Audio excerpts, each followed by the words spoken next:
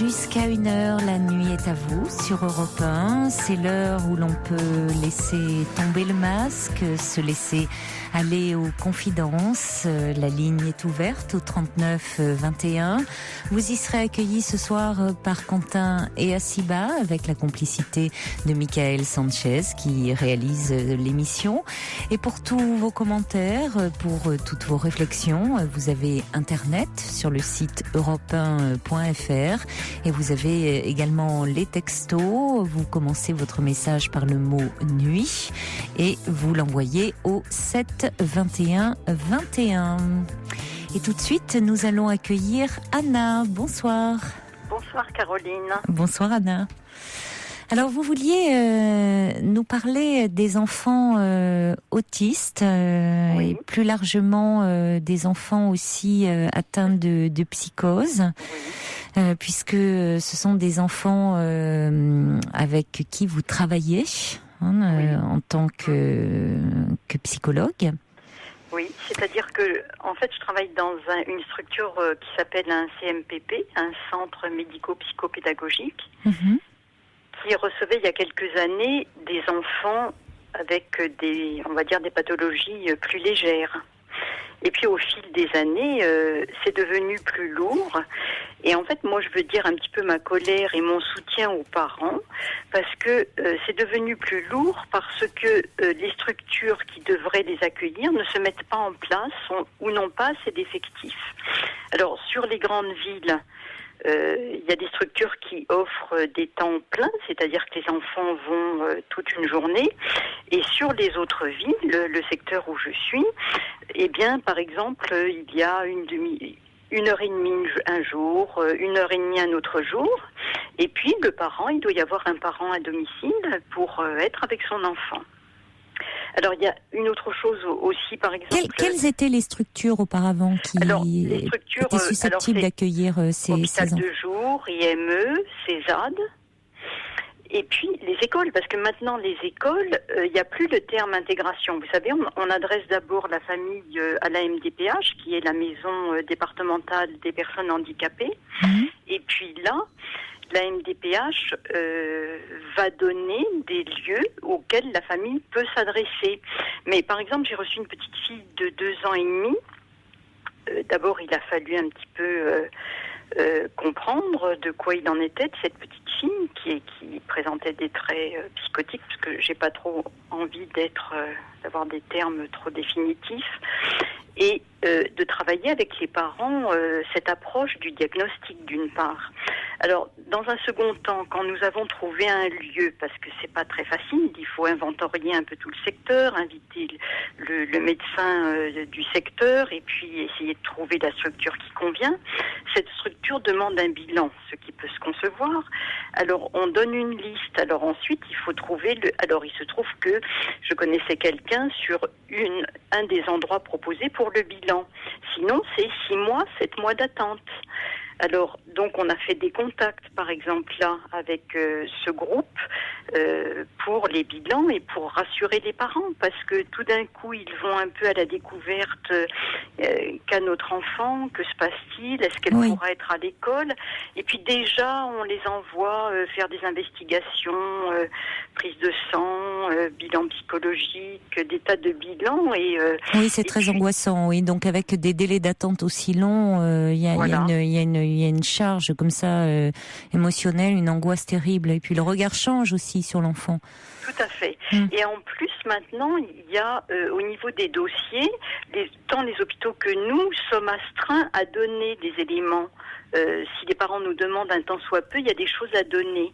Donc ils lisent des choses qu'ils comprennent pas ou qui les angoissent, parce que il se trouve que cette petite fille, en l'occurrence, on l'a reçue en avril et là nous sommes en octobre. Elle a avancé d'une manière assez prodigieuse. Donc si vous voulez, oui, c'est difficile. D'ailleurs, je comprends que vous ne vouliez pas encore être catégorique à 2 ans et demi, de dire bon, il y a peut-être des traits effectivement qui évoquent un peu la psychose, mais en même temps, ça peut... C'est tellement... rien n'est...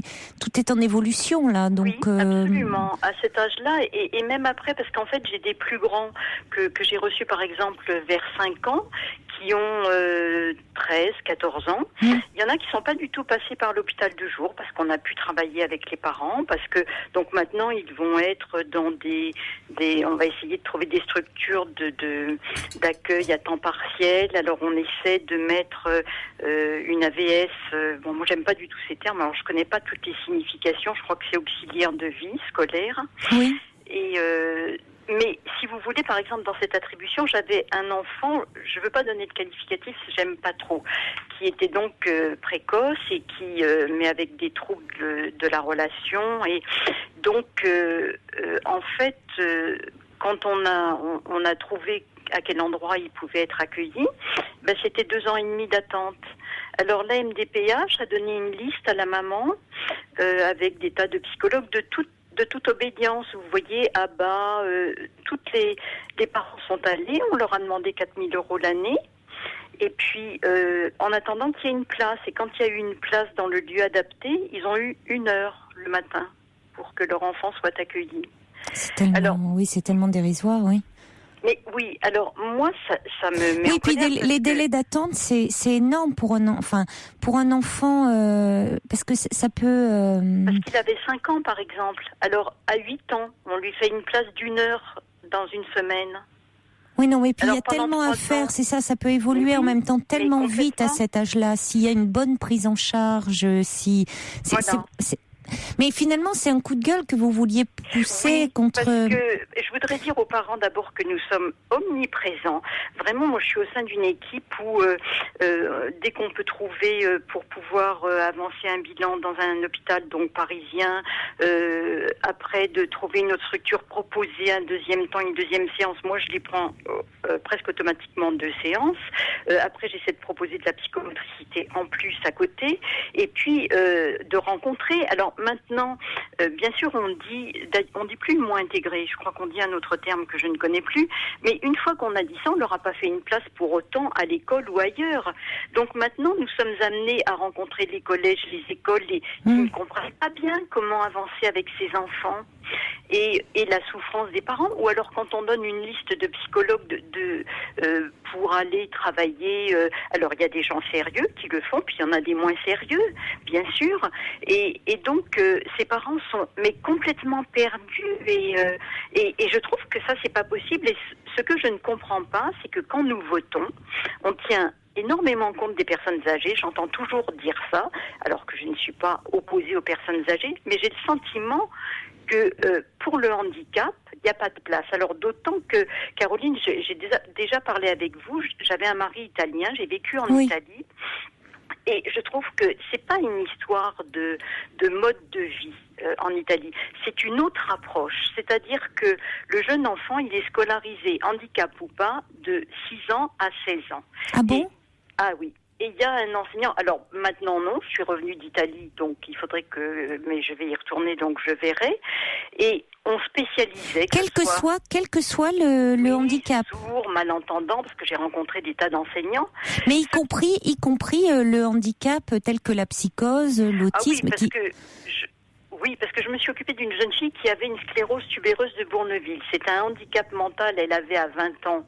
3-4 ans, on lui donnait d'âge mental. Bon, à mon avis, elle avait plus. C'est pour ça que j'aime pas trop ces qualificatifs. Oui, c'est compliqué. Et puis, elle avait eu un problème d'hémiplégie, mais elle avait été intégrée en Italie de 6 ans à 16 ans. Ce qui fait que les autres enfants sont habitués à connaître le handicap chez un autre enfant. Oui. Donc, à l'extérieur, c'est pas du tout le même regard. C'est-à-dire qu'on ne se retourne pas comme on fait en France sur un handicap. Et je voulais vous dire que cet été, j'étais à Villers-sur-Mer, en Normandie, un week-end, et j'ai vu une scène vraiment, je trouve ça absolument odieux. Alors, j'aimerais bien dire un peu aux personnes de pas faire ce genre de choses. Il y avait une jeune enfant dans un fauteuil avec la maladie, vous savez, Elephant Man, je ne sais pas comment elle s'appelle.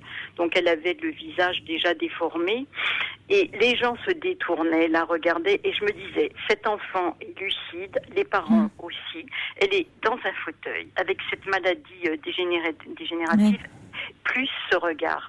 Alors, où on sourit, où on va parler, où on regarde pas. Mais c'est pas possible d'imposer ça en plus aux parents. Ça, c'est quelque chose. Et à l'enfant. Mais bien sûr, à l'enfant en premier. Mais voilà, moi je trouve ça. Oui, finalement, oui, ces personnes vivent cela constamment, cette agression. Mais oui, c'est en permanence. Le regard qui se détourne, voilà. Qui est un réflexe premier finalement. Face à cette vision. Savez, je cherche pas des formes, mais je comprends. Mais vous avez raison, ça commence par là, c'est-à-dire, je ne savais pas que par exemple en Italie, les enfants de 6 ans à 16 ans étaient dans une scolarité. Pour cette jeune fille, donc je m'en suis encore occupée jusqu'en 2005. Donc elle avait suivi sa scolarité elle jusqu'à 16 ans. Donc avec une enseignante spécialisée pour elle, avec son enseignante à elle faisant les sorties, et je vous assure que le regard en Italie n'est pas de ce genre. Oui, même vous voulez dire que même dans la rue. Mais bien sûr. Du coup, même l'homme ou la femme de la rue ne se retourne pas. Non, il viendra vers elle, lui parlera, au contraire. Alors moi, je me souviens, je m'occupais de cette jeune fille à domicile et nous étions allés dans une pharmacie prendre un produit. Tout d'un coup, elle était assez énervée et personne n'est venu m'aider. Une autre fois, je lui tenais la main. Comme elle avait cette hémiplégie, elle était tombée doucement. Mais alors, quelqu'un passait, je m'apprêtais à remercier. Rien. Je suis restée seule à la relever. Mais et cette jeune fille, de temps en temps, elle tirait la langue aux gens qui la regardaient parce qu'elle avait des tubérosités, vous savez, sur le visage. Donc, bien sûr, elle c'est en même temps une bonne réaction de défense, cela dit. Oui, mais écoutez, depuis des années, plus jeune, il y avait quelqu'un de ma famille qui était dans un fauteuil. Donc moi, je l'ai vécu ça, moi. Je suis emmenée sur la plage et je suis tombée sous le fauteuil. Personne n'est venu. Alors, quelquefois on dit c'est de la timidité. Là, c'était pas de la timidité. On voyait bien que je ne pouvais pas relever le fauteuil toute seule. Donc je me suis glissée sous le fauteuil. J'ai réussi à le redresser. On est reparti. On n'est plus jamais revenu sur la plage. Et Ridan dit c'est la neurofibromatose dont vous parliez, cette maladie pour les jeunes enfants. Oui, Est-ce que, et justement en Italie, par rapport à l'accueil des enfants autistes et psychotiques, vous ne savez pas comment ça se passe? Là, il faut que je revoie, je m'avancerai trop en disant cela. Non, mais c'est vrai que les parents sont extrêmement, extrêmement démunis. J'ai lu là à Paris, et je l'ai pas là sur moi, mais il y a une structure qui s'est ouverte dans le 15e, c'est des parents qui ont même un enfant autiste et qui, j'avais lu cet article, il disait que eux avaient la chance d'avoir déjà, il le disait, des revenus suffisamment importants et donc d'avoir pu faire appel à beaucoup d'intervenants extérieurs. En payant, il disait, et donc d'avoir pu faire profiter à leur enfant bénéficier de soins qu'il avait considérablement aidé, éveillé, et donc la maman avait souhaité créer, mais par elle-même, une structure d'accueil où finalement pour des parents moins favorisés socialement et qui puissent un peu souffler et amener leur enfant, et où il y a des psychomotriciennes, des orthophonistes, des personnes favorisant un peu l'éveil de ces enfants. Mais c'est comme ça parce que là, en fait, Caroline, au-delà de l'éveil, on peut tout à fait faire un travail analytique très riche. Alors c'est ça, oui, voilà, j'aimerais bien avoir votre avis là-dessus sur aussi le. C'est-à-dire que il y a tout le travail qui est dans l'approche de l'expression de soi, des sentiments, Là, l'enfant dont je vous parlais, c'était une personne qui venait à domicile, donc 4 000 € l'année. Il faut d'abord pouvoir avoir 4 000 € l'année. C'est énorme. Et moi, ce que je n'accepte pas, c'est que ce soit la maison départementale du handicap qui propose ces adresses. Ça veut dire, nous vous disons que vous pouvez intégrer l'école, mais en réalité... oui, mais c'est des adresses de quoi, là, 4 000 € l'année? Eh bien, ce sont des adresses des groupes ABA, des groupes de toutes ces approches-là. Et ce sont des écoles, ça? Non, pas du tout. Pas du tout. Là, c'était une personne qui venait faire travailler l'enfant le mercredi 1 heure. Oh là là, 1 heure et c'est 4 000 € l'année avec. Voilà, mais parce que rencontre à l'école payante, parce que bilan là qui n'a pas été fait, mais ça ne veut pas dire que tout le monde travaille de cette manière-là. Mais je vous entendais parler d'approche analytique. Je voulais vous demander, qu'est-ce que vous pensez de la méthode? Alors, j'ai pas le nom en tête, mais vous allez certainement savoir, Anna, qui est pratiquée auprès des enfants autistes. Alors, où on les hyper stimule et qui est très contestée. Oui, ça parle beaucoup par les psychologues cliniciens, les psychanalystes. En France, elle est très contestée. Elle vient d'où d'ailleurs cette méthode? Elle est. Je crois que c'est américain. C'est américain, je crois. Au départ, c'était Teach, qui était anglais.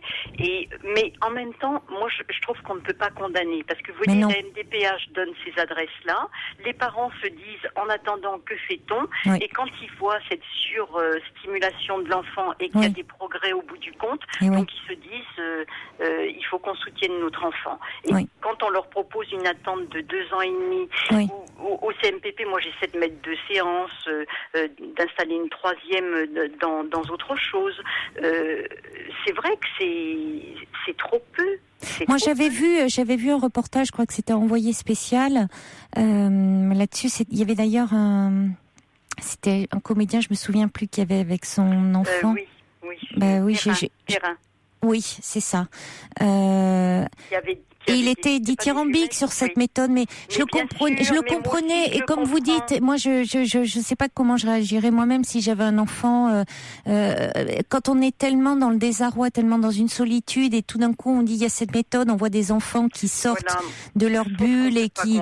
Mais en même temps, quand je voyais, en plus, en tant que psy, ces enfants, je trouvais ce côté. C'est vrai que pour moi, ça s'apparentait à du dressage, cette hyperstimulation. Et je trouvais il y avait quelque chose qui était, quand je regardais ça, quelque chose d'assez violent. Je le percevais, moi je le ressentais comme ça. Mais je ne me permettrais pas, comme vous, de porter un jugement sur les parents, vraiment, parce que si on offrait mieux, on pourrait peut-être avoir une opinion. Bien sûr. On n'offre pas mieux. Donc moi, quand les parents m'en parlent, je dis que nous prenions contact, nous allons faire ensemble pour que autour de l'enfant, ça soit quelque chose d'assez unifié.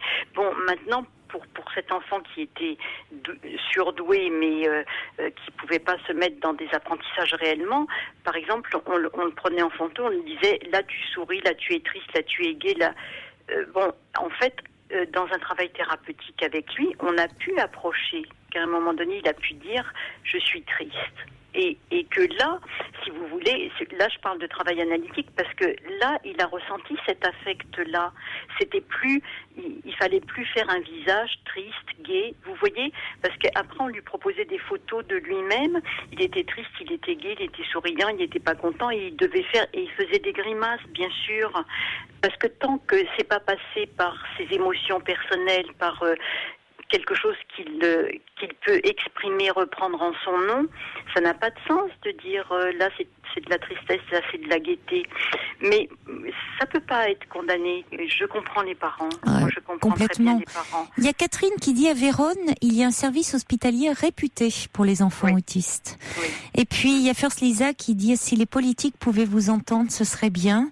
Mais je suis allée manifester avec toute mon équipe quand on a pour la Convention 66, mais c'était pas pour la Convention, c'était pour les enfants.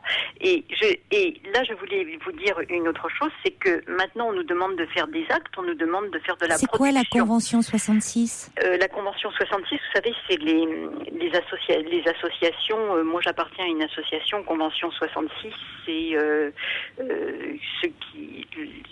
de quelle manière elle est gérée.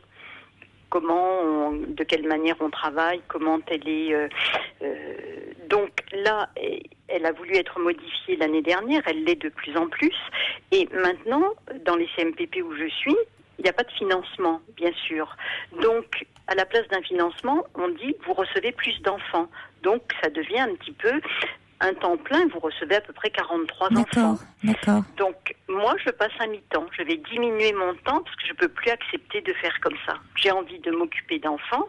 Donc, un enfant, ça veut dire la petite fille que j'ai reçue qui avait 2 ans et demi. Ça veut dire faire le contact avec le lieu d'accueil, avec l'endroit où on l'envoie passer le bilan, rencontrer la psychologue, refaire une réunion, recevoir à nouveau les parents. Ça veut dire les soutenir dans ce cheminement. Pour moi, ça veut dire ça. Alors, c'est vrai qu'on aurait peut-être dû commencer par là parce qu'il y a quelqu'un qui me dit attention, ça devient un peu un dialogue entre experts. Et c'est vrai que je reçois un message qui dit qu'est-ce qu'un enfant psychotique ? Et oui, comment résumer la psychose finalement On va dire que simplement. les traits psychotiques, pour dire simplement, c'est le trouble de la relation à autrui et de pouvoir dire soi-même se considérer comme un sujet. Voilà, si on dit ça, déjà, moi j'ai reçu des enfants sachant lire et écrire, mais ne sachant pas la fonction d'un objet comme un urinoir ou des choses comme ça, ne sachant pas entrer en relation avec l'autre, complètement captivés par certains la lumière, d'autres des chiffres, d'autres, donc ne pouvant pas entrer en relation avec les autres enfants. Oui. Ça, vous voyez, on va dire ça. Parce oui, que, c'est là qu'ils ont du mal. C'est ça, ils sont pas bien constitués. C'est-à-dire en tant que eux sujets, ils ne sont pas existés. C'est la relation. Pour une raison ou pour une autre, se construire en tant que sujet. Et parce que si on parle effectivement de relations trop fusionnelles collées à l'autre, ça va perturber les choses parce que ça va perturber avec la relation fusionnelle en amour. Or, c'est pas de ce registre-là. C'est une relation quand même effectivement très. Il n'y a pas de relation à l'autre. Du coup après, ça crée une relation altérée à la réalité. Du coup, si on n'a pas de relation à l'autre. On peut comparer un petit peu à la dépression du nourrisson qui ne va pas pouvoir entrer en contact après avec l'autre. Mais ça serait quelque chose de ce type-là qui perdurerait. Mais pour effectivement le psychotique, l'autre n'existe pas.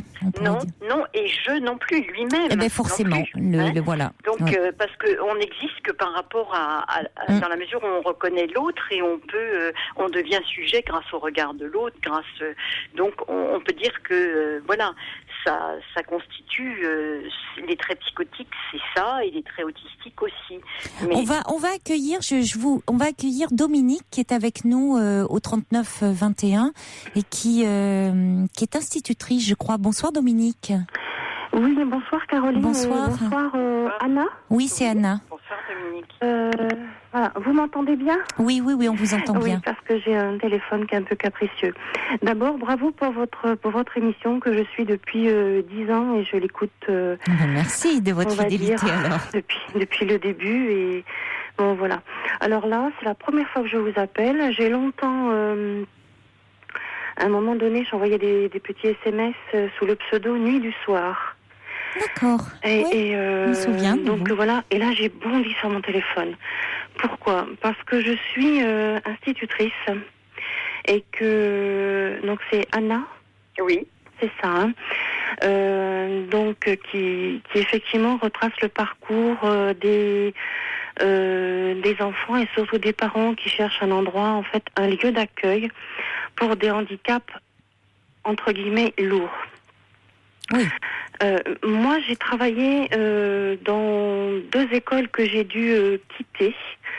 Alors une fois volontairement, parce que j'étais face à des collègues qui refusaient au niveau des enfants toute différence, tout handicap.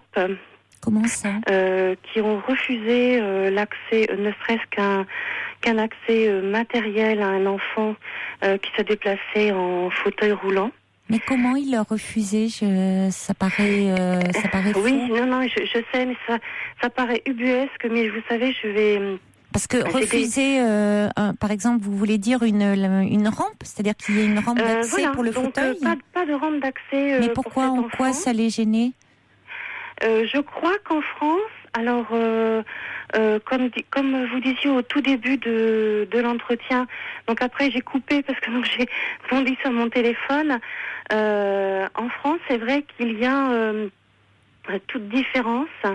La maladie, le handicap est très tabou. Oui. Très très tabou. Oui, d'accord. Oui. Et il y a vraiment des regards effectivement très malsains, des paroles très malsaines. Donc dans cette fameuse école, les collègues ont refusé une rampe d'accès pour ce petit qui était en fauteuil roulant. Étant amenée à travailler dans différentes écoles, moi j'étais dans celle-ci le matin, et je constatais assez régulièrement que le matin, cet enfant était sous le préau. Oui. pendant les récréations. Donc une fois la colère m'a prise, j'ai pris le fauteuil et j'ai dit mais peut-être que ce ce grand a besoin de prendre l'air. Ce jour-là, il faisait beau et de descendre les 2-3 marches, il faut s'y mettre à 2, peut-être à 3, mais de le sortir et d'être avec les autres. Et une collègue a répondu on n'y a pas pensé. Oui. Oui, mais c'est ça. Moi, je pense que c'est tellement dans l'éducation. Oui, voilà. Que... Alors, voilà. Oui, donc cet enfant, vous voulez dire, étaient les autres enfants jouaient dans la cour. Oui. Et lui était seul dans la préau. Voilà. Les enfants ne venaient pas vers lui. Les autres enfants, oui, c'est si ça. Vous voulez, il y a quelques enfants qui rusaient. Alors c'était rigolo à voir mais en même temps, ça faisait mal au cœur parce que les allers-retours dans l'école, dans les locaux, étaient interdits. Mais il y a des enfants qui rusaient en disant j'ai envie d'aller aux toilettes ou là. Et en fait, s'arrêtait autour de cet enfant qu'on va nommer Fabien. Et donc, quelque part, il y avait quelques échanges, si vous voulez. Ah oui, parce que l'accès au préau étant interdit aux autres enfants, donc du coup, il était forcément, de fait, exclu, isolé. Voilà. Oui, alors, terrible, donc moi, ça m'a, au bout d'un moment, je vous dis, j'ai empoigné les poignets, je fais une répétition, pour le fauteuil. Oui. J'ai dit non, c'est pas possible.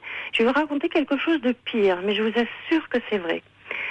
J'ai démarré toute jeune et j'ai plus de 50 ans. Je suis en fin de carrière, j'ai à peu près encore une 12-13 ans à travailler.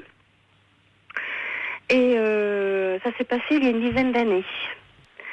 Je travaillais en maternelle et il y a les parents d'une petite fille, je ne sais pas comment situer le niveau du handicap, mais qui pour moi était lourdement handicapée. Mais étant jeune, j'ai beaucoup travaillé dans des milieux hospitaliers, enseignement spécialisé. Et cette petite, donc la directrice ne voulait pas l'accueillir. Donc il y a eu plusieurs réunions à ce sujet, y compris avec ma hiérarchie. Donc la hiérarchie pour nous, instituteurs, institutrices, c'est l'inspectrice départementale. Et puis le maire du village ne voulait pas. Alors je leur ai demandé pourquoi.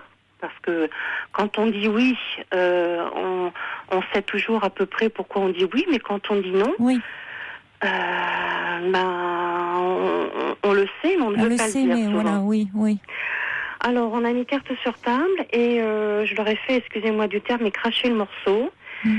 C'était, écoutez, elle va peut-être, entre guillemets, moi je rajoute les guillemets, déranger, entre guillemets, les enfants normaux. Oui. Et je me suis battue, mais vraiment battue. Et j'étais seule dans la bagarre, dans la bataille avec les parents, où c'était très dur. La mère, était plusieurs fois en larmes et tout. Il faut savoir que je n'ai jamais été copine avec cette maman. Je veux dire, on avait des relations enseignants, parents.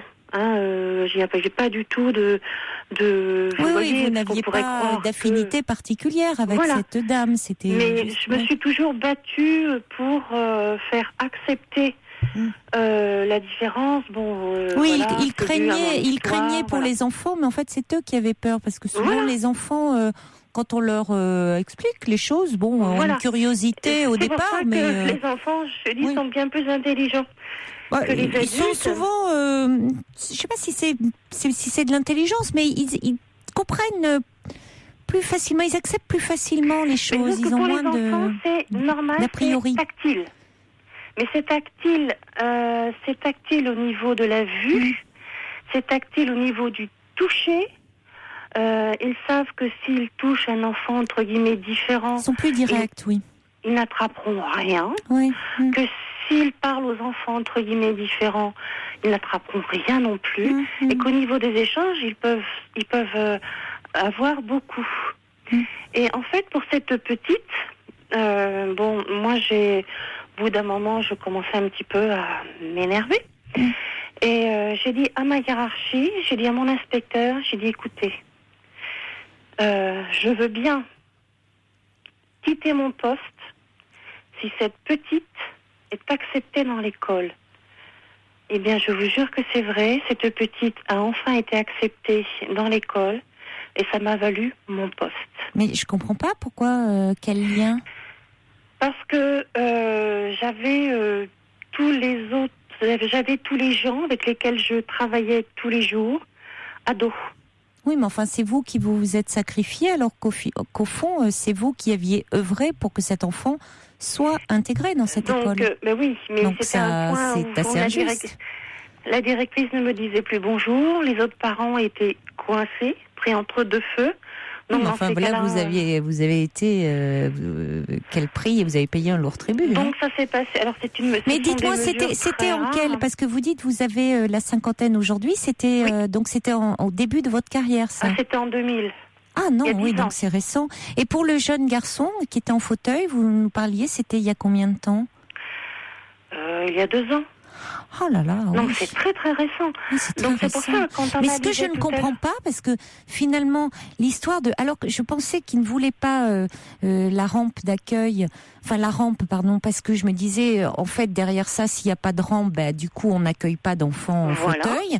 Mais non, puisqu'il était là l'enfant, donc je vois pas après pourquoi pas lui favoriser la vie au sein de l'école en créant une rampe. Je vois pas pourquoi. Mais je sais pas. J'étais avec des collègues. Comment ils argumentaient cela? Comment ils justifiaient le fait de ne pas créer une rampe d'accès? Ils avaient peur que ça se multiplie, du coup, qu'il y ait un afflux d'enfants au fauteuil roulant dans leur école? Oui, peut-être. Qu'est-ce que c'est? Que ça soit contagieux, là aussi? Oui, non, mais moi, ça m'a fait peur. Mais quand vous dites, oui, effectivement, cet enfant qui était isolé et qu'on vous dit, j'y ai pas pensé, et les parents de l'enfant ne pensaient certainement pas que cet enfant passait ses récréations dans le préau, isolé.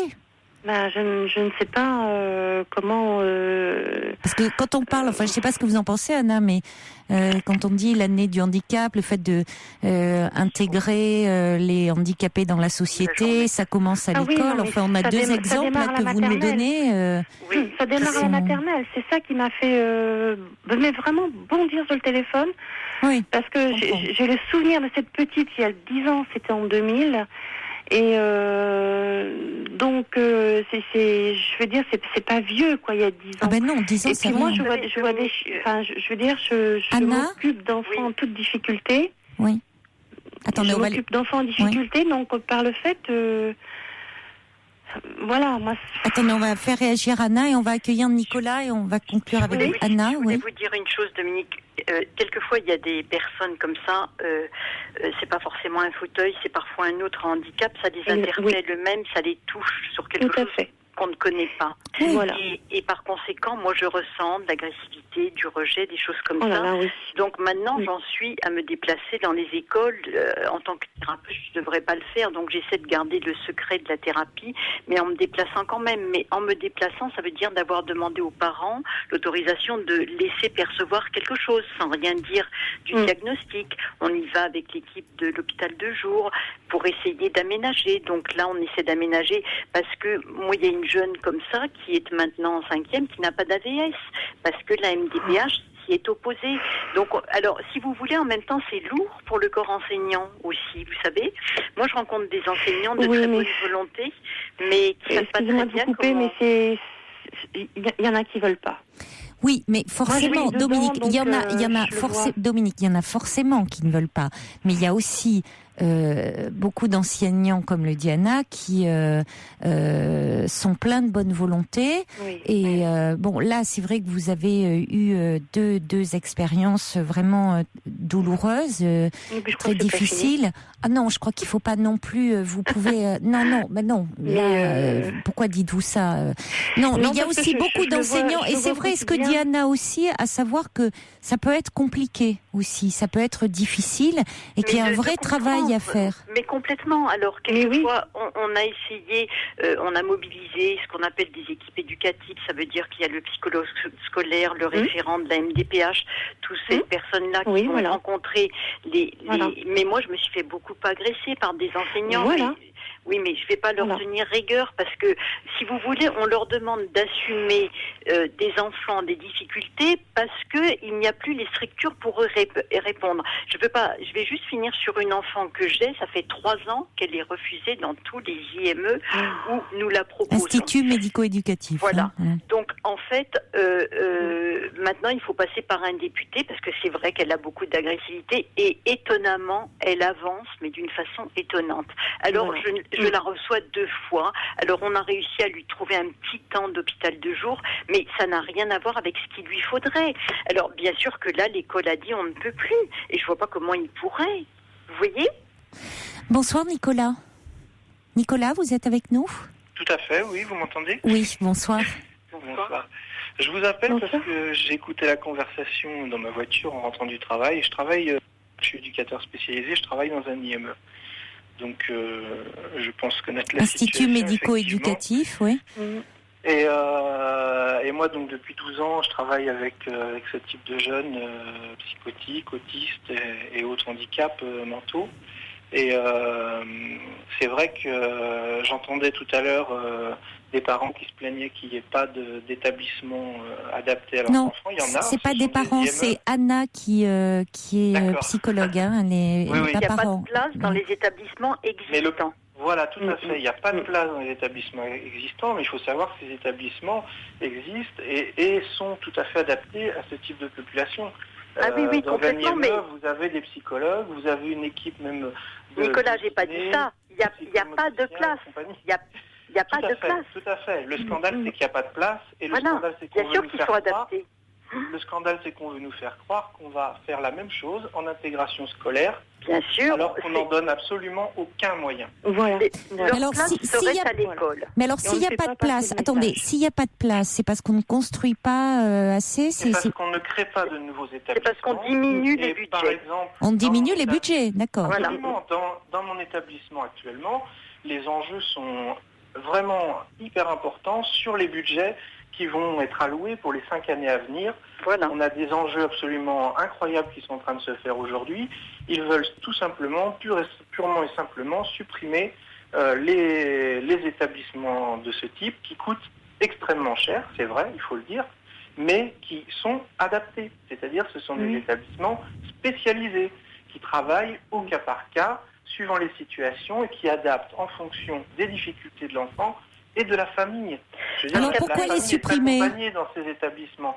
Pourquoi les supprimer ? Parce que ça coûte énormément cher à la sécurité sociale. Oui, mais alors en même temps, on peut pas dire qu'on va tout faire pour prendre en compte le handicap, pour améliorer la condition des personnes handicapées et de la situation des parents qui ont un enfant handicapé, et en même temps faire des coupes dans le budget. Parce qu'il y a un lobbying également des parents, des familles, qu'on peut comprendre tout à fait, qui voient difficilement leur enfant entrer dans ce type d'établissement qui est quand même marqué, c'est vrai, par le handicap. Oui, c'est vrai qu'il y a des parents c'est quand même quelque chose qu'il faut entendre, que moi je vois aussi au quotidien. C'est difficile pour une famille de franchir la porte de ces établissements. Certainement. Mais où vont aller ces enfants alors ? Donc il y a beaucoup de parents qui militent énormément pour l'intégration. Et l'intégration, c'est très bien. D'accord. Moi, je suis pour dans des conditions qui soient les meilleures possibles.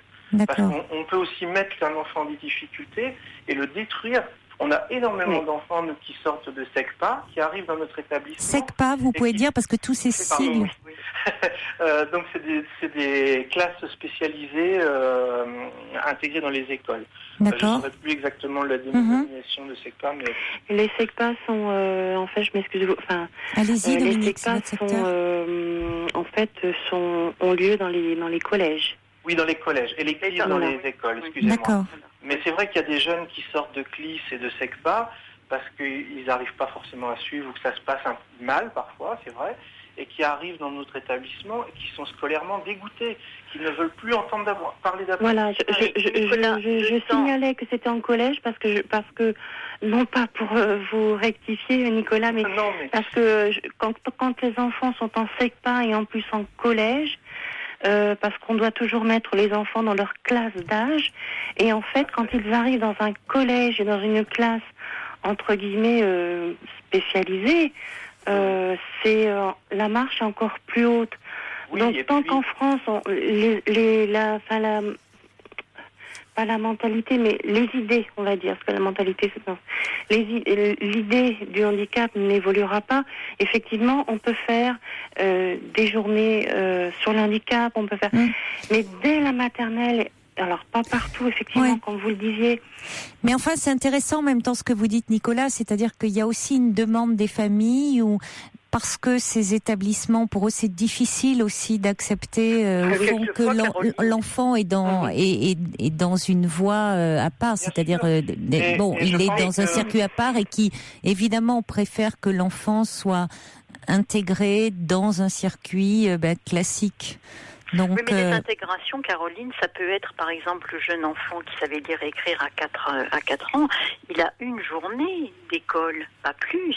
Et c'est des parents qui ont refusé l'IME pour y mettre d'autres enfants, pour y proposer d'autres enfants, je sais lesquels ce sont. Par contre, il va dans un CESAD. C'est là où il a 1 heure. Je veux dire que les temps proposés, moi j'avais le sentiment qu'il fallait quand même dire aux parents de se rapprocher le plus possible d'associations, parce que ça permet quand même... Citez-en quelques-unes peut-être. Oui, mais après ça serait non, bon, d'accord, sur l'autisme, donc c'est un peu gênant. D'accord. C'est dommage qu'on n'ait pas de parents d'ailleurs à l'antenne, mais bon, peut-être qui réagissent au 39-21. J'ai que des témoignages de professionnels. On va devoir conclure là. Je vais vous lire quelques messages qui arrivent déjà au 7-21-21. Quelqu'un nous dit: tout n'est qu'une question de financement. Entreprendre des travaux est parfois coûteux et obtenir des aides auprès de la MDPH prend du temps et nécessite un réel investissement du personnel et de la famille. Encore une fois, le nerf de la guerre, c'est l'argent. Et puis, il y a Jean-Marc qui me dit: je suis éducateur dans un foyer qui accueille des adolescents autistes. C'est une maison ordinaire située en ville. Cela permet aux familles d'avoir du répit le soir et certaines nuits, ainsi que les week-ends et périodes de vacances. Les adolescents profitent de cette structure pour apprendre à vivre ensemble, faire de nouveaux apprentissages. Leur évolution est souvent positive. Malheureusement, ce type de foyer est encore peu présent en France. La liste d'attente est longue et les familles sont parfois désemparées car elles ne peuvent trouver une aide concrète et adaptée. La France est assez en retard dans la création de ce genre de structure. La suppression des auxiliaires de vie scolaire dans les écoles a porté un grave préjudice aux enfants autistes qui, du coup, ne peuvent plus suivre une scolarité en milieu ordinaire. Mais je croyais qu'il y avait toujours des auxiliaires de vie scolaire, moi. Ah oui, mais alors, non, il faut les recruter, il faut les former, il faut les recruter. Quelquefois, ce sont les parents qui les recherchent. Et Caroline, il y a beaucoup d'enfants présentant des traits psychotiques et autistiques qui vont en Belgique parce que c'est de langue française et qu'en Belgique il y a beaucoup.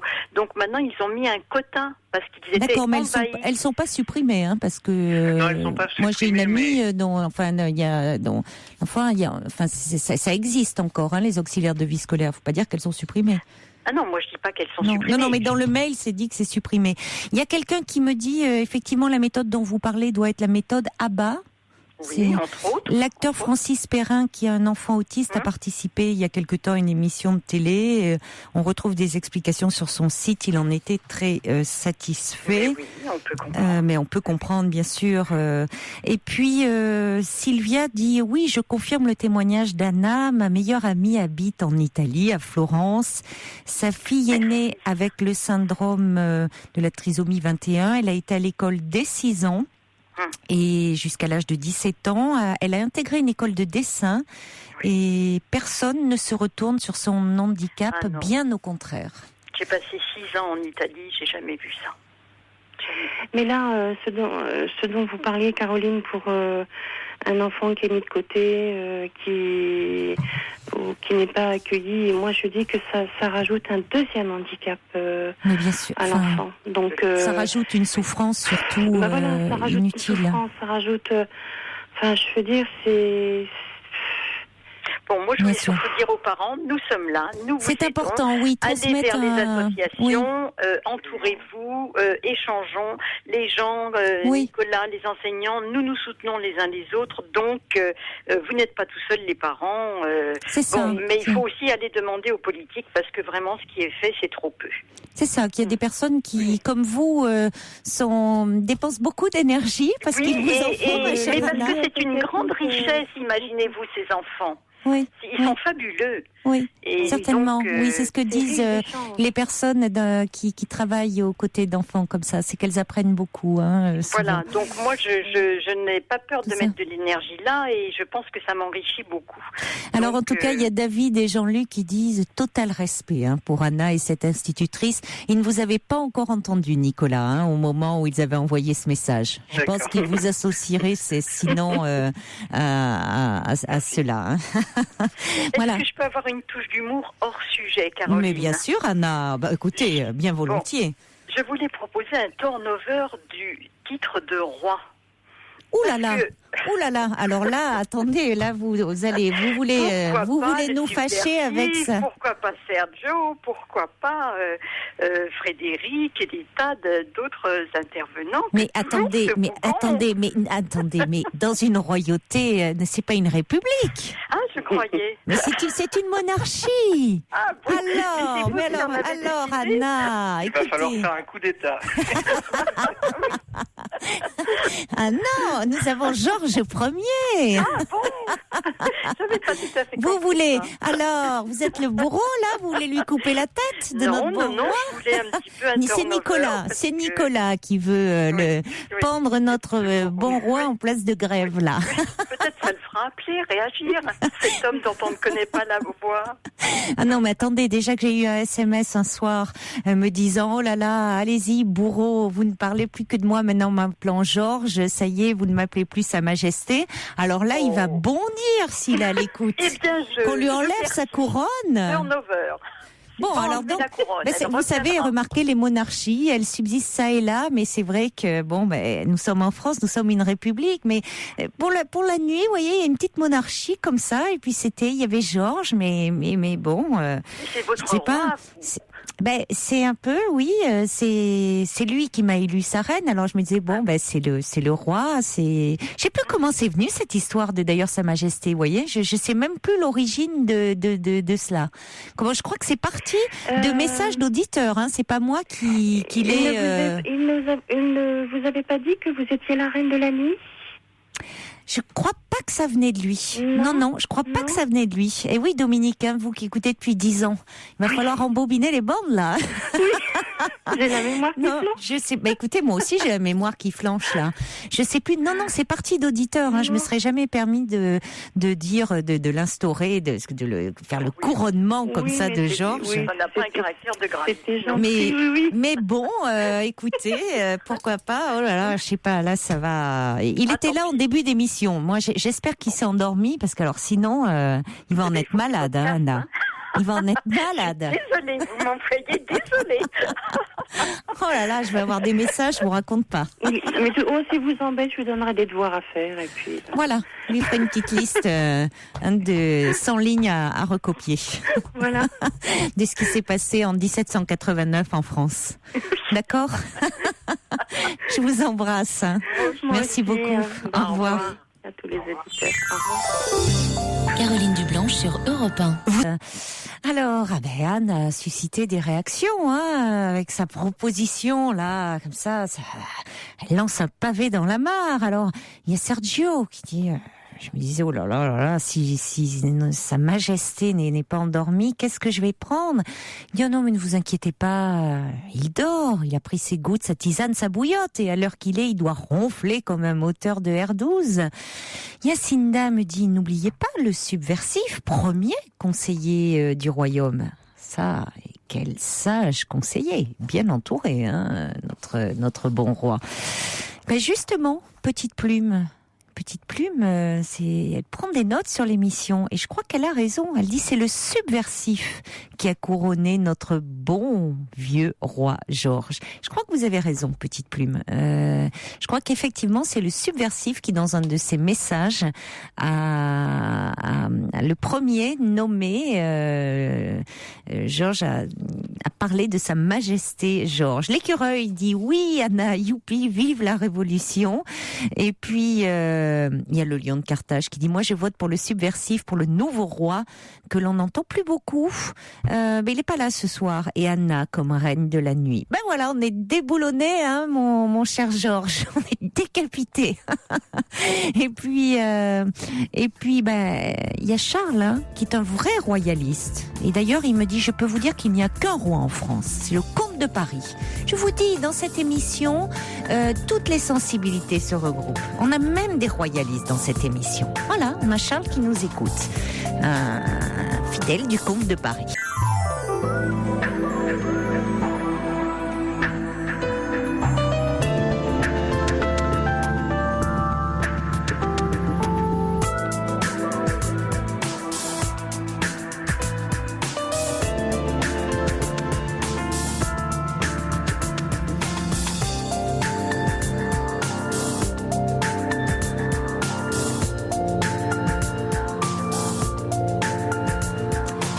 Il y a de la révolte dans l'air ce soir, dans cette antenne nocturne, dans cette libre antenne. Et oui, il y a un vent de révolution qui souffle. C'est peut-être le vent de la contestation sociale qui arrive comme ça jusque sur les ondes d'Europe 1, lancé par Anna, la révolutionnaire qui veut déboulonner notre bon roi. Mais oui, qu'est-ce que vous voulez? C'est ça la libre antenne. Je peux pas tout maîtriser, je suis désolée, Sa Majesté. Est-ce que je vais être là demain, moi, du coup? Oui, je ne sais pas. Allez, vous avez entendu tout à l'heure Anna, et donc qui suscite vos réactions qui arrivent au 7 21 21. Alors, il y a le subversif qui dit, mais c'est pas une révolte, c'est une révolution. Sa Majesté est entrée en couronne par la volonté de lui-même et n'en sortira que par sa propre volonté. On vous dit que c'est le meilleur des conseillers du roi. Et puis Sergio, lui, il dit ça c'est sûr, ce n'est pas moi qui ai couronné Sa Majesté, il n'y a pas de danger. Et d'ailleurs, je revendique d'être le bouffon du roi. Et chacun a sa place dans cette émission. Et puis il y a Poupig, il dit moi, je préfère être votre dauphin. Il y a Noctuel qui dit Jean-Michel Duez, lui c'est le roi de l'info nocturne. Et puis il y a le lion de Carthage, mais non, voilà, lui il est pour la polémique, il dit moi je vote pour le subversif, le nouveau roi. Il y a qu'est-ce que j'ai encore ben voilà, quand même un message de Sa Majesté qui dit ils n'ont pas de pain, eh bien qu'ils mangent donc de la brioche. Non mais vous voyez comment ils sont, Caroline, ils veulent tous ma tête. Non, je vous assure, Votre Majesté, je vous assure que vous avez encore des partisans. Vraiment, vous n'êtes pas seul ce soir. Il y en a beaucoup qui vous aiment. Je vous assure, le petit peuple de la nuit vous aime, vraiment. Allez, quelques messages qui arrivent également.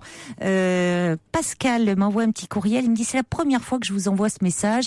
Et je tiens à vous féliciter, Pascal, Quentin et Samus, parce que je sais que je suis arrivée au standard et Je voyais Quentin qui patiemment vous expliquait comment envoyer un courriel et j'étais très attentive. J'écoutais moi-même les explications données par Quentin parce que je vous avoue que moi-même pour envoyer un mail, je suis bien dans l'embarras. Donc, je vois que ça a marché. Donc, je vous dis bravo. Et que maintenant vous savez comment envoyer un courriel. Donc, j'espère que vous réagirez dans cette émission. Et puis il y avait Françoise qui voulait revenir sur l'émission d'hier et dire notamment merci à Geneviève pour son intervention d'hier parce qu'elle dit que son goût pour la vie et son enthousiasme ont été droit au cœur. Geneviève qui disait que après son veuvage, elle avait traversé des années très très difficiles, et puis que finalement, elle avait rencontré un homme plus jeune qu'elle d'ailleurs, et que à plus de 60 ans, eh bien, elle avait le sentiment d'avoir 25 ans. Et c'est vrai que quand on l'écoutait parler, elle dégageait une énergie, un tel enthousiasme qui était vraiment communicatif. Et c'est ce que dit Françoise. Elle dit son enthousiasme m'a été droit au cœur. Depuis 2007, je survis plutôt mal au décès de mon mari. Je n'ai pas son courage ni sa détermination. Mais hier soir, après avoir entendu Geneviève, je me suis endormie heureuse en me disant qu'à 60 ans, et après un relooking, j'avais peut-être une chance de repartir. Parce que jusque-là, ma solitude, je la vis comme une punition. Alors merci Geneviève, nous dit Françoise. On va écouter un petit peu de musique et après nous accueillerons Claire. Bonsoir Claire. Bonsoir Caroline. Bonsoir. Merci de prendre mon appel. Je n'ai pas voulu vous appeler tout de suite. J'ai voulu réfléchir par rapport à cet événement qui est arrivé il y a 15 jours. Ma fille vit depuis 3 ans avec un monsieur qui a un enfant. Et ils ont eu un bébé il y a 2 mois. Oui. Et un jour, ma fille m'appelle au secours en disant faut venir tout de suite. Je n'ai pas pu venir tout de suite parce que professionnellement, j'étais occupée. J'y suis allée à peu près 1 heure après. Elle me disait être enfermée dans l'appartement. Quand je suis arrivée, l'appartement était ouvert. Son ami était entré, mais il n'était pas... il était au 2e étage. Et elle me dit qu'il l'a frappée et qu'elle a très peur. Je suis montée au 2e étage, j'ai récupéré le bébé. L'ami sortait de la salle de bain en me disant que c'était fini, etc. Donc là, je suis redescendue dans le séjour et ma fille m'a avoué qu'il l'avait déjà battue alors qu'elle était enceinte de 2 mois, qu'il l'avait rebattue au milieu et que là, c'était la 3e fois. Quand il est redescendu, moi j'ai essayé de m'expliquer avec lui en disant que se passe-t-il. Il est parti dans des considérations très vives. Je lui ai demandé, je lui ai dit, mais si vous voulez, moi je tombais de haut parce que c'est quelqu'un de très aimant, qui aime beaucoup les enfants, qui s'en occupe beaucoup, qui est très gentil. Et là, il s'est mis un peu à pleurer. Et je lui ai dit, il faudrait peut-être que voir quelqu'un en face, c'est pas normal d'agir comme ça. Il a pleuré un peu, je l'ai laissé pleurer. Et puis, il ne disait rien. Pardon ? Il ne disait rien. Il ne disait rien. Il m'a répondu, je sais ce que j'ai, c'est tout. Mais il m'a dit que ma fille l'avait poussé à bout. Il m'a dit, elle me pousse à bout, elle sait, bon. C'est pas une réponse. Ce sont des histoires, bien sûr. Et quand il est revenu dans le séjour où était ma fille, il a été très, très grossier. En votre présence ? En ma présence. Et il est parti en claquant la porte. Voilà. Donc là, j'ai essayé de parler avec ma fille en me disant que... Et je lui dis, il faut absolument que tu te protèges psychologiquement et physiquement. Oui. Donc tu viens à la maison ce soir avec le bébé. Dans l'après-midi, elle m'a dit que je lui demandais, lui, est-ce qu'elle avait des nouvelles. Il lui a dit, je suis dans la rue, je vais dormir dans la rue. Ce à quoi j'ai répondu non, c'est son appartement aussi. Donc on va lui donner les clés. Il n'avait pas d'autre lieu où aller ? Non. Que la rue? Non. Oui, enfin, elle pouvait aller à l'hôtel, hein, après tout. Oui, peut-être. C'est un peu facile, un peu culpabilisant de dire je suis dans la Oui, rue et je dors dans peut-être. la rue. Vous voyez, Peut-être. c'est un peu... Oui. Oui, je trouve. Hein. Donc, on est allé lui porter les clés. Et ma fille a dormi à la maison deux nuits. Et la troisième nuit, elle a estimé qu'il fallait qu'elle rentre parce qu'il y avait l'autre enfant qui était présent. Elle ne voulait pas qu'il soit pénalisé, qu'il ne voit pas sa sœur. Et depuis... Sa sœur, le bébé? Le bébé. Donc depuis, si vous voulez, j'ai un petit peu reparlé à ma fille en me disant comment ça va, etc. Elle m'a dit, ça va mieux. Ça, c'était il y a semble 15 aller jours. mieux. Pardon? C'était il y a 15 jours. Oui. Ça semble aller mieux. Moi, j'avais laissé un message immédiatement sur le portable de son ami en disant, je suis à votre disposition pour en parler, si vous voulez. On peut parler. Jamais il m'a rappelé. Non, non, c'est pas étonnant. On s'est revus ensemble, tout le monde, et tout le monde fait comme si de rien n'était. Oui, ce qui est lourd, oui. Voilà, c'est très lourd pour moi, d'autant que mon mari n'est absolument pas au courant. Il sait simplement qu'il y a eu des menaces verbales, enfin, si vous voulez, il n'est pas au courant des coups. Pourquoi vous n'y en avez pas parlé? Parce que je pense que là, toucher à sa fille, ce serait insupportable. Insupportable. Vous craignez quoi? Qu'il s'en prenne à votre jambe? Ah non, c'est pas du tout un violent, lui. non, je pense que... Qu'est-ce que vous craignez alors? Je crains qu'il ne voudrait plus le voir, enfin... oui, mais en même temps, Claire, je trouve que peut-être que lui aussi pourrait parler à sa fille, enfin, il est... Enfin, je trouve que c'est au fond, ça concerne votre fille. Pourquoi faire un secret de quelque chose qui s'est passé? Ça crée un climat de non-dit un peu particulier, je trouve. Voilà, et ça, c'est très lourd à porter. Parce que c'est quand même des faits graves qui se sont passés, de violence. Oui. Et où vous êtes... Enfin... Vous les recevez, mais du coup, vous mentez à votre mari. Non, je lui mens pas. C'est de l'omission. Ah oui, enfin, on va appeler ça comme vous voulez, mais enfin, ça le concerne aussi en tant que père. Oui, bien sûr. Maintenant, quand vous dites à votre gendre, je suis là pour en parler. C'est pas avec vous qu'ils vont en parler. C'est pas vous qui pouvez les aider. Non, je sais. Parce que lui, évidemment, il doit être dans... il doit pas être fier de ce qu'il a fait. En même temps, il y a quand même... vous voyez, il y a quand même chez lui... c'est préoccupant, hein, ce que vous décrivez. Déjà, le fait que votre fille vous ait confié que ça s'était produit à 3 reprises... C'est pas... Enfin, quand bien même ça serait produit qu'une fois d'ailleurs, mais il y a quand même eu ça s'est produit 3 fois. Tout à fait. Pendant une grossesse, hein. Voilà. C'est quand même c'est très curieux parce un moment de... C'est pas n'importe quel moment. Voilà. Vous m'expliquez qu'à un moment il pleurait, mais bon, à un moment il s'est quand même bien repris aussi et il a été très grossier. Vous étiez présente. Oui. Donc, vous voyez, il pleure, mais après, il repart dans une violence verbale. Donc tout ça est quand même assez préoccupant. Oui. Maintenant, bon, ce qui est plutôt rassurant, c'est que votre fille a une relation de confiance vis-à-vis de vous, puisqu'elle a su vous appeler au secours. Oui.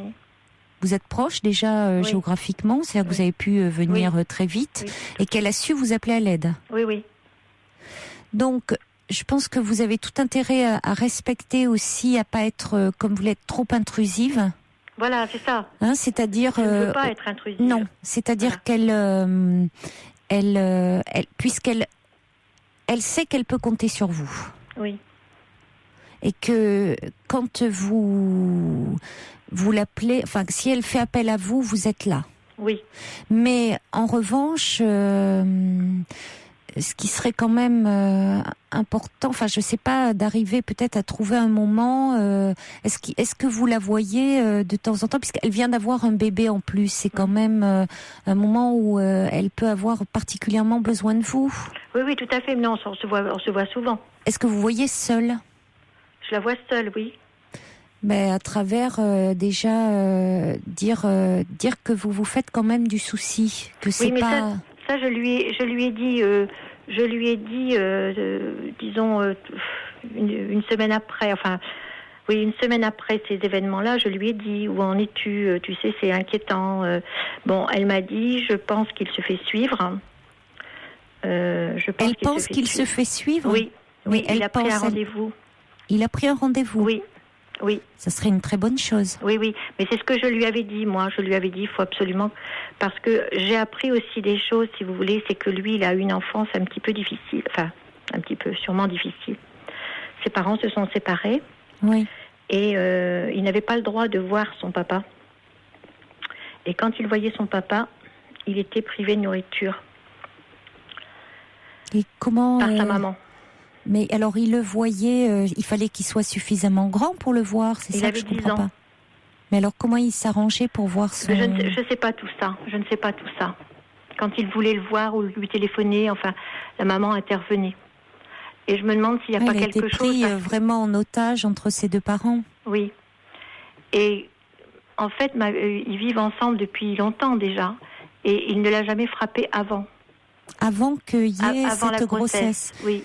Oui, mais c'est ça, c'est-à-dire qu'à la fois, évidemment, c'est une circonstance très aggravante, hein, ça serait pénalement, c'est-à-dire que, supposons votre fille porterait plainte et tout, bon. Oui. Mais il est évident que d'un point de vue psychologique, s'il ne l'a jamais frappé auparavant, on peut se demander qu'est-ce qu'il fait à ce moment-là, pourquoi, qu'est-ce que cet état de grossesse a réveillé chez lui comme angoisse. Voilà. Et certainement la perspective de la paternité, mais d'où la nécessité vraiment d'un suivi psychologique, parce que il y a quelque chose qui le rattrape là, où finalement votre fille devenant mère. On peut penser en allant un peu en accéléré. Il se trouve confronté à une image de mère et où elle de mère s'appropriant plus forcément dans les premiers temps le lien, c'est quand même le bébé, ça passe beaucoup par le lien à la mère. Hein. Bien sûr. Même si le père fait tout pour être présent. Quand même tous les soins corporels, ça passe beaucoup par la mère. Peut-être que lui se sent exclu, ne trouve pas sa place, et que ça lui renvoie quelque chose d'insupportable, cette mère omniprésente. Voilà, je pense qu'il y a un nœud là. Cette mère qui est plus femme pour lui, enfin, il y a quelque chose d'un nœud qui le renvoie à ses traumatismes d'enfant. Mais enfin... Donc moi, si vous voulez, je ne sais plus, je n'arrive pas là à trouver ma place. Enfin, je ne veux pas être intrusive, je ne veux pas l'ennuyer avec ça, mais en même temps, je ne sais plus, vraiment, je ne sais plus quoi faire. Et je porte ça toute seule. Mais justement, déjà, je trouve que je comprends pas pourquoi vous portez ça toute seule. Je vous l'ai dit, par rapport à votre mari, parce que vous êtes parents. On est parents, même si les enfants sont adultes, et parents eux-mêmes. Et pourquoi, au fond, vous vous infligez ça, de porter ça toute seule? Parce que Oui, mais vous privez aussi votre mari de pouvoir offrir une protection à sa fille. On l'a offert en l'accueillant. Oui, il ne s'est pas posé de questions? Si, il a su des choses. Hein, il a su qu'elle avait été enfermée, il a su ça. Oui, mais alors pourquoi dire les choses à moitié? Pourquoi dire la vérité à moitié? Parce que j'ai peur que... Mais vous le privez lui de pouvoir finalement continuer à exercer son rôle de père, parce qu'on peut continuer à exercer son rôle de père à tout âge, différemment bien sûr, parce que votre fille est une femme et une jeune mère, et vous la privez elle au fond d'une protection aussi. Elle m'a demandé de ne pas en parler à son père. Oui, mais pourquoi? Ça aussi, ça peut se voir, dire pourquoi, au fond. Parce que, après tout, Voilà, qu'est-ce qu'elle craint? Là, elle se retrouve, là, vous auriez pu lui dire, écoute, après tout, on était parents, on est concernés, et ton père pourrait aussi être un soutien pour toi. Non pas être là à porter un jugement, mais être un soutien aussi. Mais... Maintenant, bon, je crois que dans la mesure où cet homme, s'il a pris un rendez-vous et qu'il y a nécessité d'un travail sur lui, et puis si les choses, je crois que là, il faut quand même, si ça devait se reproduire, je crois quand même qu'il faudrait expliquer à votre fille que même pour un temps, provisoirement, il faudrait au moins qu'elle s'éloigne. Ah oui.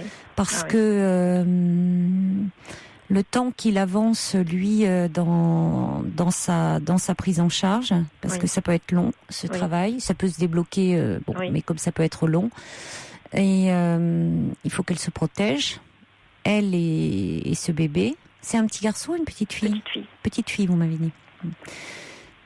Non, parce que vous me parliez de l'autre enfant qui... Oui, l'autre, c'est un petit garçon. Et il en a la garde? Non, mais il l'a régulièrement. Comment ça se passe avec son autre enfant? Très très bien. Et avec son ex-femme? Pas bien du tout. Bah oui, forcément.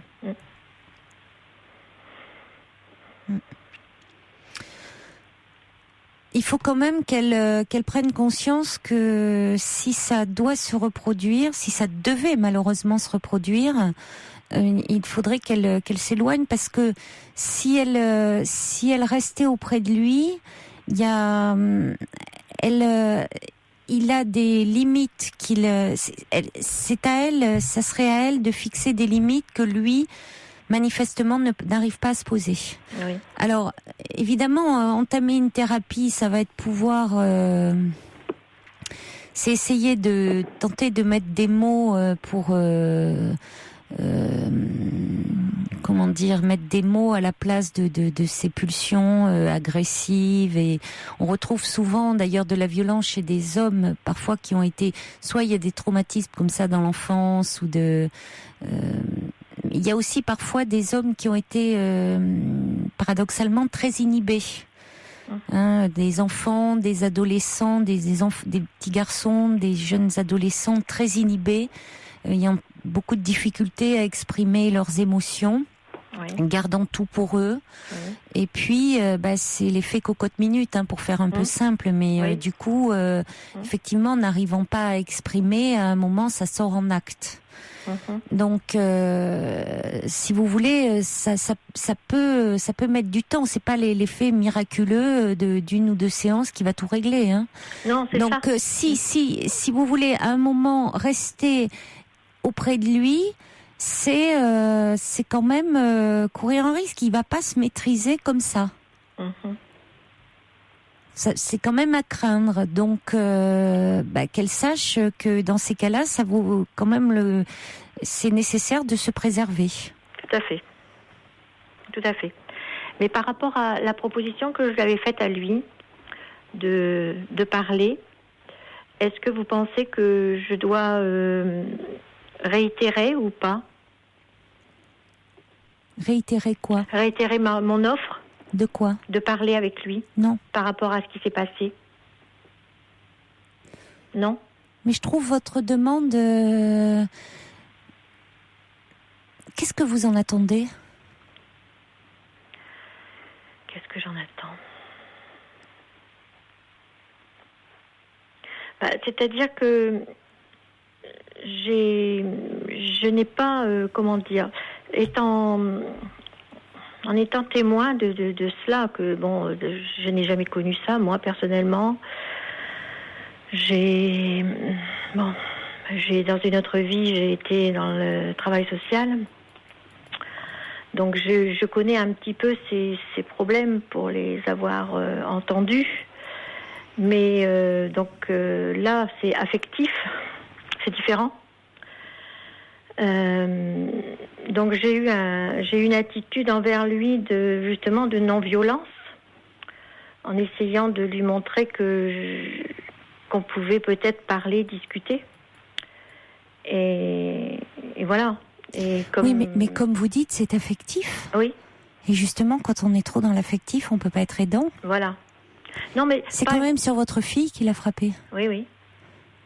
Donc, comment trouver la juste distance ? Voilà. Comment voulez-vous que cet homme, au fond, s'ouvre à vous, puisse parler en toute liberté ? On peut espérer, certainement, parce que c'est pas, d'après ce que vous me décrivez, c'est pas un psychopathe, c'est pas un pervers. Non. Donc, qu'il a accès à la culpabilité. Parler à la mère de la femme qui frappe. Enfin, vous voyez, c'est quand même non, c'est pas à vous qu'il peut parler. Oui. Si vous avez une aide, une écoute, un soutien à apporter, c'est d'abord à votre fille. D'accord. Et lui, laissez-le parler. Et si votre fille, de son côté, peut aussi trouver un soutien, peut-être aller parler, parce que qu'est-ce qui fait, au fond, qu'elle est embarquée dans cette galère, hein, peut-être. Oui. Et dans ce trou, vous voyez, finalement, ça serait bien qu'elle soit soutenue aussi. Oui, mais je lui en ai parlé. Je lui ai même proposé qu'ils aillent voir tous les deux un médiateur, ou voilà. En disant... Mais par rapport aux réunions de famille, les choses, si vous voulez, maintenant, c'est comme si rien ne s'était passé, quoi. Et c'est ça qui me gêne par rapport à lui, qu'on ait il me semble qu'il faudrait avoir une explication ou quelque chose. Vous pouvez lui dire, je comprends ce que vous voulez dire, c'est-à-dire, vous pouvez avoir quelques mots avec lui en disant que... c'est compliqué pour vous, que vous ne pouvez pas faire comme s'il ne s'était rien passé, et que vous espérez qu'il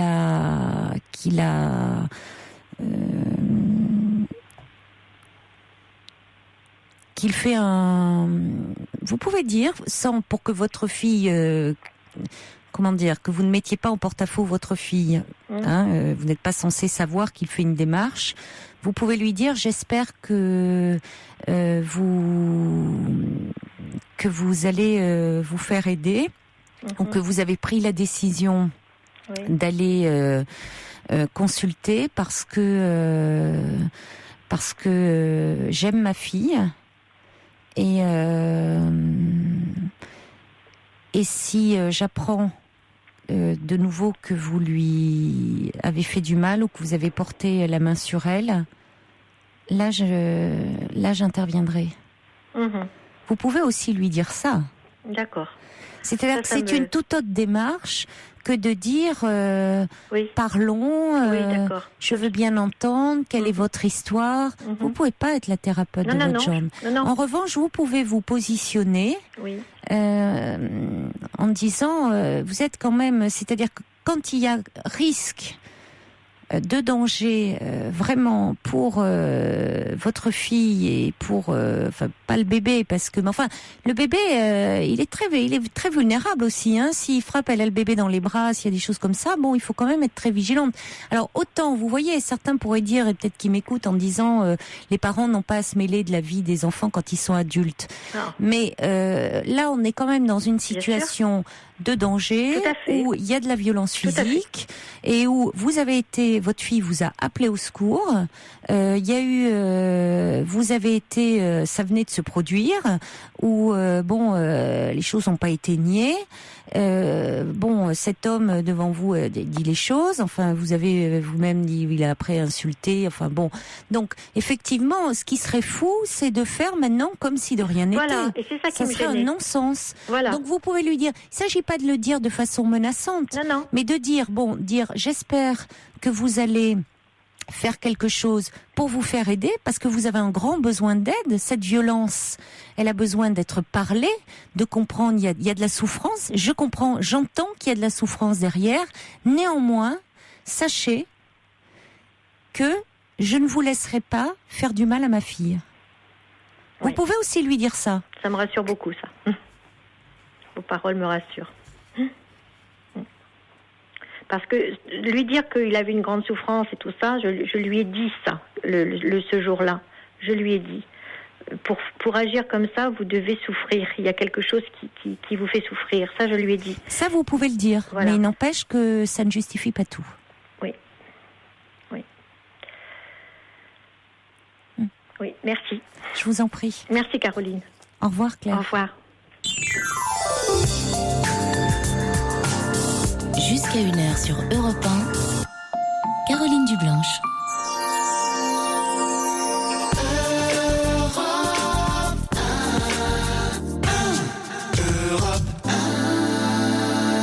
Ridane qui dit Claire, c'est votre fille qui est victime. Votre bonne volonté est louable, mais il ne faudrait pas que votre empathie pour cet homme lui donne l'impression que vous le compreniez. Il y a une grande absence dans cette histoire, celle du père, le père de votre fille, le père qu'il devrait être, le père qu'il a eu, et le père, effectivement, c'est la question du père qui est centrale. Vous avez raison, Eridane. Le père, la difficulté d'être père pour cet homme qui est violent, la difficulté des relations qui étaient empêchées, entravées avec son propre père. Et alors il y a également le subversif qui dit le trouble du conjoint, c'est le trouble du couple. Il faut donner une chance au couple en le traitant tout entier. D'accord avec vous sur la seconde partie, mais le trouble du conjoint, la violence, quand un homme est violent, c'est pas le couple qui en est responsable, parce qu'après tout, je suis pas tout à fait d'accord sur la première partie. Là, c'est le trouble du couple. Ah bon, c'est un problème avec les SMS qui bug à nouveau. Attendez, je voulais lire plein de messages qui arrivaient et j'ai de nouveau un problème. Bon, on va accueillir Geneviève. Bonsoir Geneviève. Oui, bonsoir Caroline. Je voulais réagir par rapport au premier témoignage qu'il y a eu, par rapport aux enfants handicapés. Anna, oui, c'est ça. Oui, c'est ça, oui. Oui, je vous remercie, puisque je disais que on n'avait pas eu de parents d'enfants et que c'était dommage finalement. Mm-hmm. Oui, c'est vrai. Enfin bon, moi je peux juste vous dire le cas de mon fils qui a 12 ans, qui est en scolarité, donc en SECPA, en classe de 6e SECPA. Et puis ça a été très très dur pour moi de le faire intégrer dans une classe pour enfants handicapés, dans une classe spécialisée, puisqu'il a fait qu'une année de CLIS. Donc en fait, mon fils Rémi présentait déjà des troubles à la maternelle.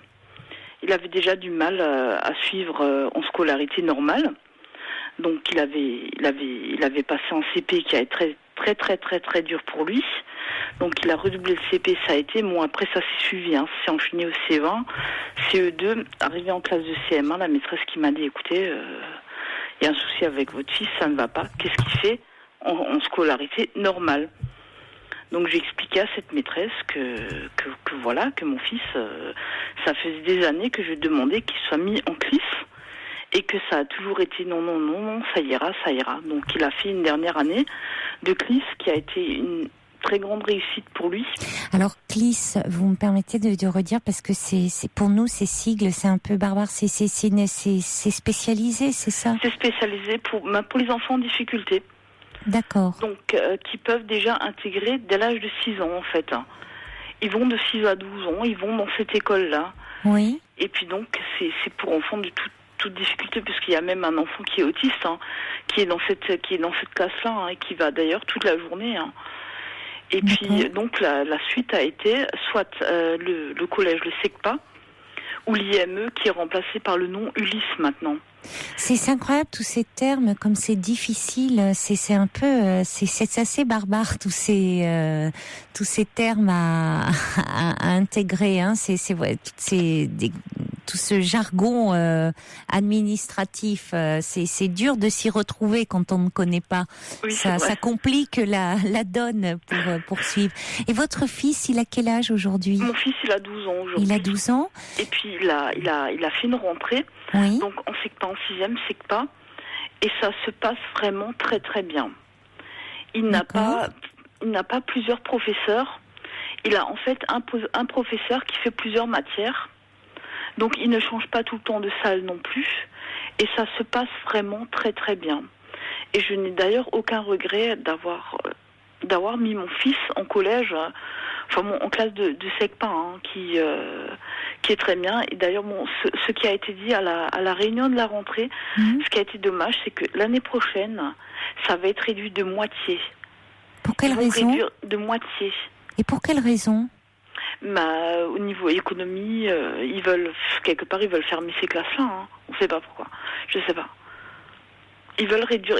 Et on nous a dit à la rentrée, c'est une grande chance que votre fils a pu accéder en classe de SECPA, parce que pour l'année prochaine, ça sera réduit, les effectifs seront réduits de moitié. Oui, donc finalement, ces enfants iront où après ? Parce que s'ils ne peuvent pas être dans un circuit classique, il n'y a plus ces classes. Quelle question vous répond quoi ? Heureusement pour votre fils, lui, il va pouvoir continuer, mais pour les autres, il y a des parents qui ont posé la question. Qu'est-ce qu'il aurait proposé en remplacement alors ? Circuit normal. Je pense que ça sera le circuit normal. Oui, alors c'est ce que disait Nicolas. Il y a des parents qui, au fond, se réjouissent de cela en disant, notre enfant reste dans un circuit normal, classique, mais est-ce qu'ils vont pouvoir suivre ? Non. Et oui. Non. Oui. Parce que en fait, quand mon fils a fait une dernière année de CLIS là, tout au début, donc on a une réunion de synthèse avec psychologue, psychiatre, il y avait pas mal de monde, et puis moi on m'a posé la question.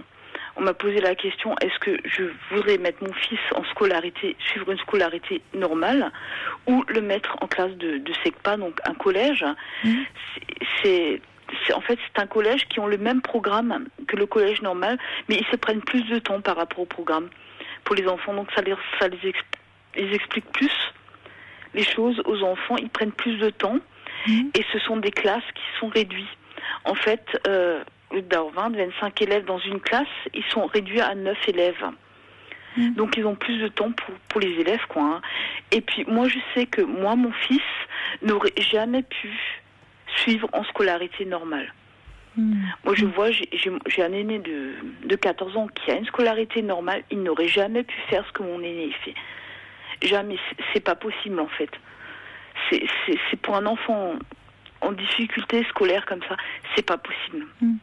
Écoutez, je vous remercie beaucoup pour ce témoignage. Justement, vous voyez, il y a des témoignages qui arrivent, Geneviève, maintenant. Vous pouvez rester avec nous parce que peut-être que vous aurez envie de réagir aux propos d'autres parents. Il y a également, je crois, Brigitte qui est là. Bonsoir, Brigitte. Bonsoir, Caroline. Bonsoir. Moi, c'est pareil, à part que moi, j'ai deux enfants, des jumeaux, en fait. Ils étaient en école normale, et c'est pareil, ils n'arrivaient pas à suivre, et moi, j'avais beaucoup de mal à accepter aussi qu'ils aillent en école spécialisée aussi. Donc, au départ, je voulais pas et tout, et après, j'ai dû accepter parce qu'ils étaient très mal en CP normal, quoi. Donc, c'est des enfants qui sont très mal dans leur peau. Ils ont fait le CP normal et après, il a fallu vraiment que je prenne une décision et pour moi, c'était très dur. Parce que sinon... À quel âge vous avez pris cette décision-là ? À quel âge vous êtes on vous a parlé, on a commencé à vous dire que... y avait la maternelle déjà. Dès la maternelle, d'accord. Déjà la maternelle. En fait, c'est des enfants qui ont beaucoup de mal à retenir. Et ils avaient du mal à suivre, quoi. Et pour moi, je pouvais pas accepter qu'ils aillent en école comme ça, quoi, spécialisée, parce que pour moi, quelque part, ils étaient normaux, mais ils n'arrivaient pas à suivre. Mais alors, du tout.